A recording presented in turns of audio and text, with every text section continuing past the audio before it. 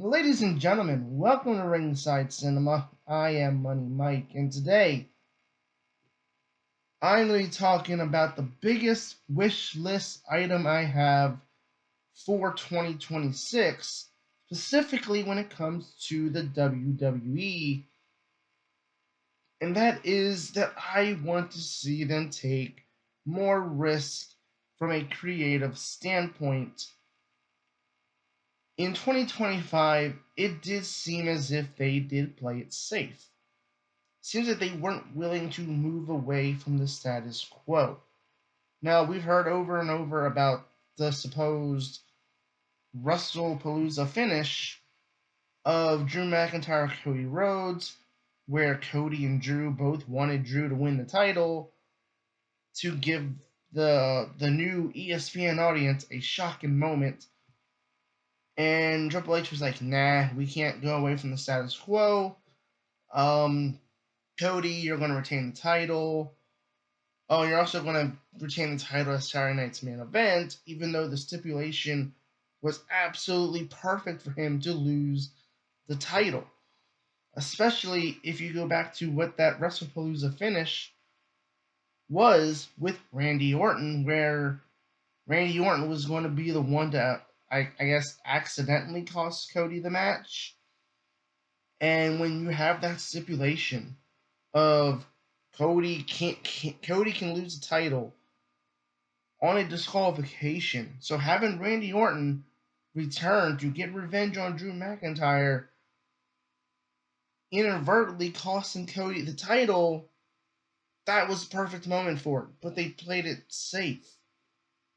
You know, when you look back at the World Heavyweight title scene, why not give LA Knight a chance for a few months? They took the safe route. Went with Seth Rollins, had him win Money in the Bank. Why not LA Knight? Why not give LA Knight that Money in the Bank contract? Let him run with the title for a few months. Look at Bron Breakker. Bron Breakker, next week, has an opportunity to win the World Heavyweight title against CM Punk. And you know what? I absolutely want to see the WWE take the chance they took with Tiffany Stratton last year. Or, well, this year, because it's not 2026 yet. But this year, when we saw Tiffany Stratton cash in her Money in the Bank contract, and she walked into WrestleMania against Charlotte Flair, the established veteran, to not only defend the women's championship, but she retained the championship.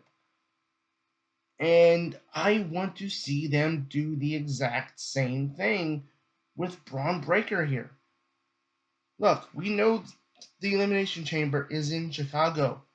If you want CM Punk to re-earn his way back to the world title scene, or even better, if you want to duplicate that whole Tiffany Charlotte feud for the men, where you have Bron Breakker, the new, young, and up-and-coming guy, as the world champion, going up against, say, Roman Reigns. And while we're on the subject of the women's division, let's take a look at NXT, because there was a lot of questions in terms of JC Jane being the one to beat Stephanie Baker for the NXT Women's Championship. A lot of fans felt like JC Jane shouldn't have been the one to do it. But I think in the long run, the chance that NXT, Shawn Michaels, took down there with JC Jane has proven to be the right call. They gave her the championship. Again, a very big opportunity, especially when it comes to dethroning Stephanie, and they put that in the hands of JC Jane, and it worked. It flourished. JC Jane now, she's a 2-time NXT Women's Champion. But again, let's go back to who beat her for the NXT Women's Championship and ended her first reign. Tatum Paxley. Again, another opportunity that NXT what took with a fan favorite in Tatum Paxley, where she didn't have a very long run in the championship. I will agree that I think she should have gotten a longer run with the championship. I do think instead of the title going back to JC Jane, I do think maybe Izzy Dame should have been the one to dethrone Tatum Paxley. But again, because of the chance they took on JC Jane the first time, they were confident enough to have JC once again win the NXT Women's Championship. So, it's one of those things where you're seeing down in NXT, they're taking chances on talent. How many people thought Hank and Tank would have been the ones to dethrone Fraxium? And when you look at the main roster of the women's division, obviously you have a lot of women that are circulating around that women's tag team title picture. I'm going to be very curious to see how they move everyone away from that, because so many main eventers, Charlotte, Alexa, Asuka, Kairi, Io, Rhea, so many women are circulating around the tag title picture, where they are needed kind of in the singles championships right now.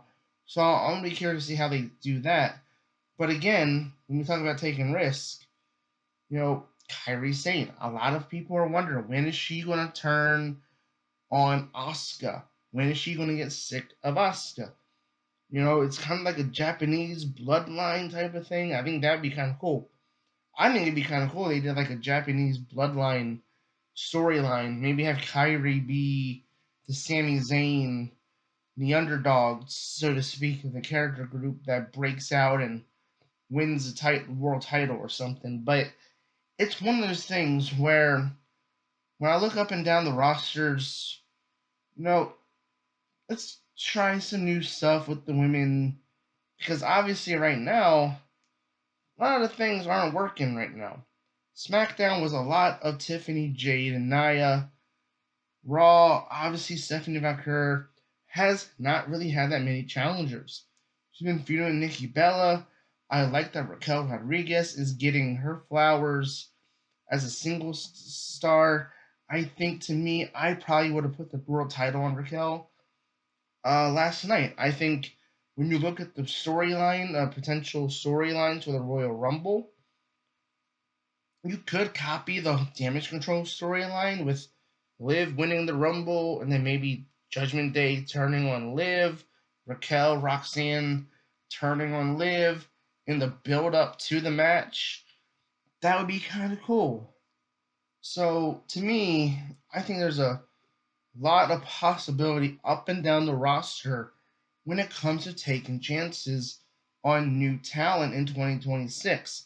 We don't have a John Cena. We've talked a lot about the ages of the talent on the main roster and how much longer they're going to be around. So that's going to be interesting to me, where 2026 might be the year WWE might have to take some more risk and start pushing new talent to see what works. I mean, that's the best thing they can do, right? That's what they did in the Ruthless Aggression era. They took an opportunity with guys to try to find something that would work post Stone Cold, post The Rock. It was one of those things where they were trying to find the next guy, and obviously it worked with John Cena, but it's one of those things where you gotta just take risks with new talent and see what sticks. And in terms of things sticking and seeing what works, Bron Breakker has an opportunity to win the World Heavyweight title next week. I would give him that World Heavyweight title next week. That's what I would do if it was me, because you have a chance to kind of do what you did with Tiffany and Charlotte, where you had Tiffany Stratton, the young up and coming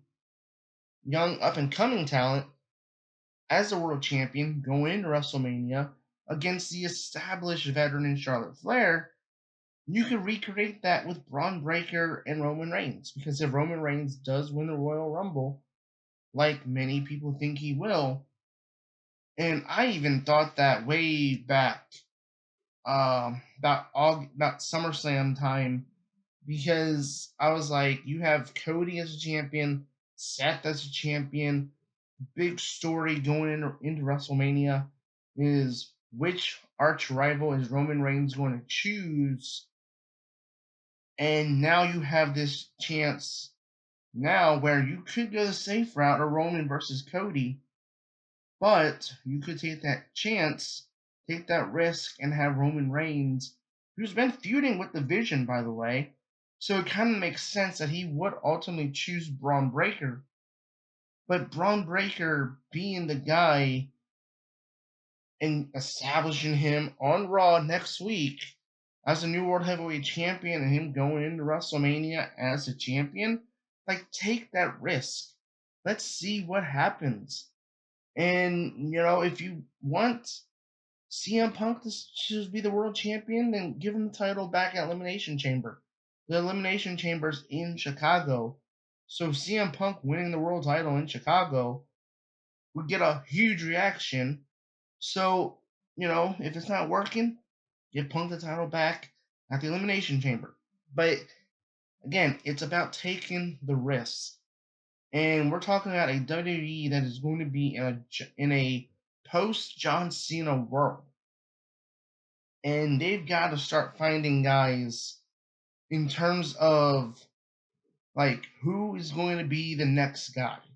Who's going to be the next, we talk about the women's division a lot, but the women have so many young, up and coming talent. They're pretty much set.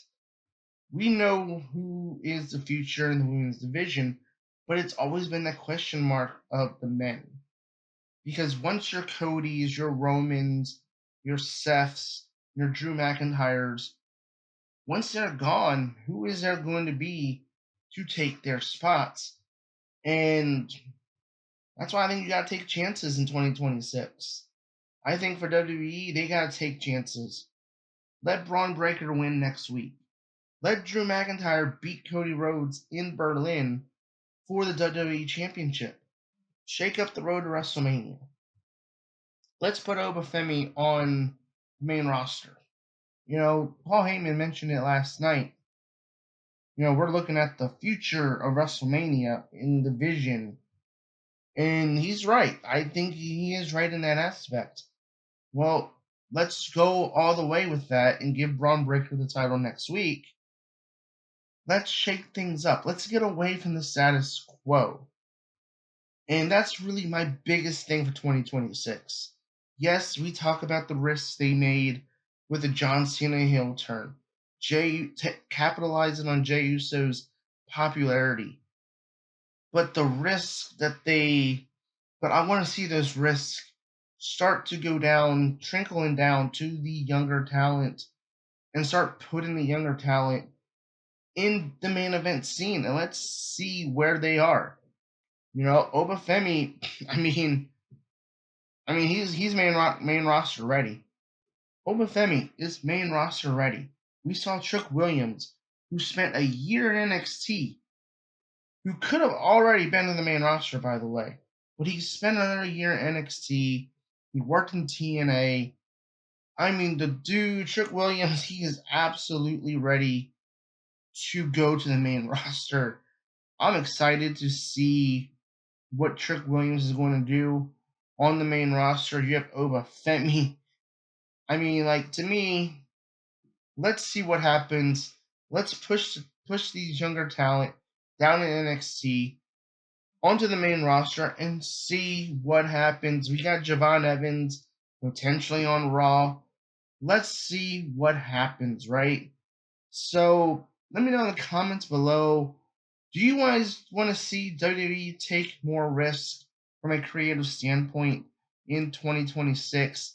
Do you think that not taking risks in 2025 was part of why they were in a creative slump? Let me know in the comments below. And as always, I've been your host, Money Mike, and you've been watching Ringside Cinema.